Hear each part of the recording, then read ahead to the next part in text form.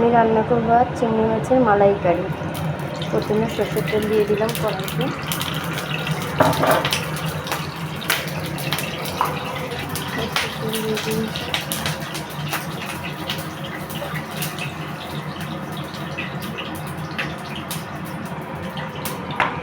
চিংড়ি মাছগুলো আমি দিয়ে দেবো।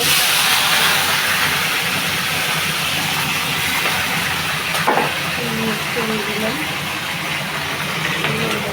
হলুদ দেবো।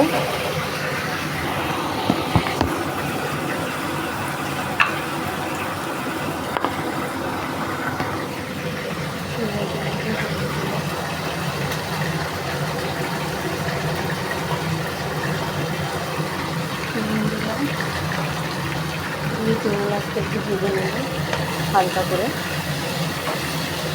করে ভেজে নেওয়ার পরে আমি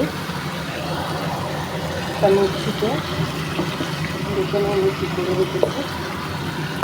পেঁয়াজ বাটা, আদা বাটা, রসুন বাটা, কাঁচা লঙ্কা বাটা করেই রেখেছি পেস্ট।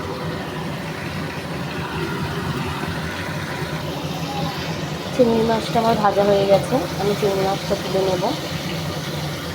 দেখে নাও, হালকা করে ভেজে নিয়েছি আমি চিংড়ি মাছটা। চিংড়ি মাছ ভাজা হয়ে গেল, এর মধ্যে আমি চিংড়ি মাছটা তুলে নিয়ে গোটা গরম মশলা ফোড়ন দেব। চিংড়ি মাছের মধ্যে গোটা গরম মশলা দেবো।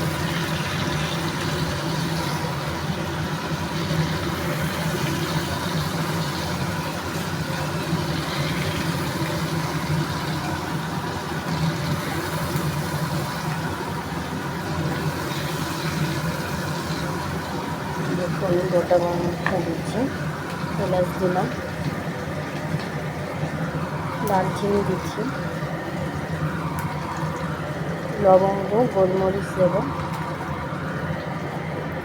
একটা শুকনো লঙ্কা দিলাম ফোড়নে,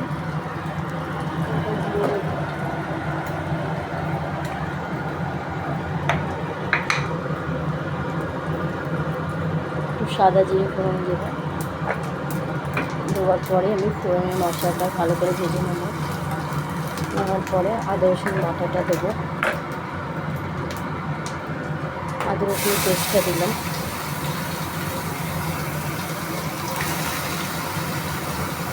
আদা রসুন পেস্ট মশলাটাকে কষিয়ে নেব। কষিয়ে নেওয়ার পরে চিংড়ি মাছের জন্য একটু ফ্রেশ ক্রিম দেবো। এক চামচ আমি ফ্রেশ ক্রিম দেবো।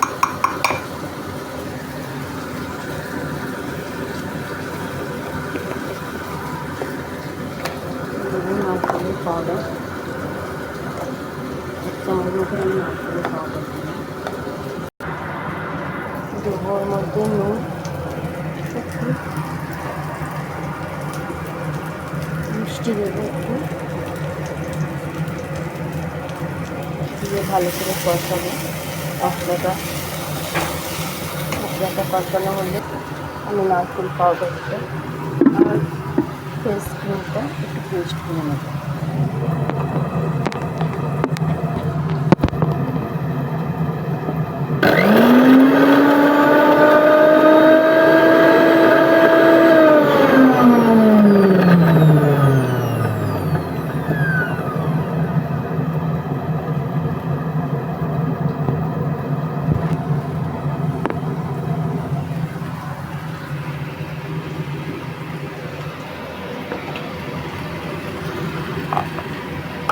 মশলাটা আমার ভাজা হয়ে গেছে।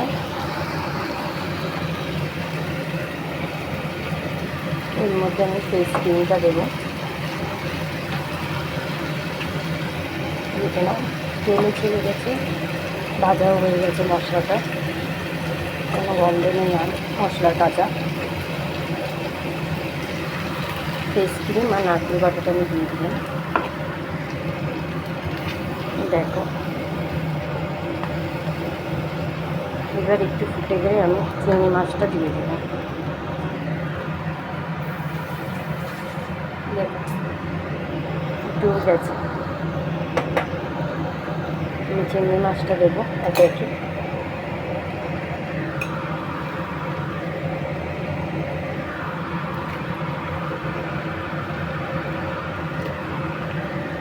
চিংড়ি মাছটা এর মধ্যে আমি একটু জল দেবো।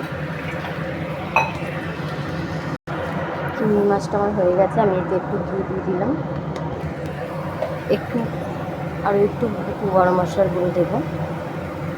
দেওয়ার পরে আমি ভালো করে একটু নাড়িয়ে নিলাম। নেওয়ার পরে আমি এটা ঢেলে নেব। আমার চিংড়ি মাছটা হয়ে গেছে, আমি এটা ঢেলে নেব এবারে।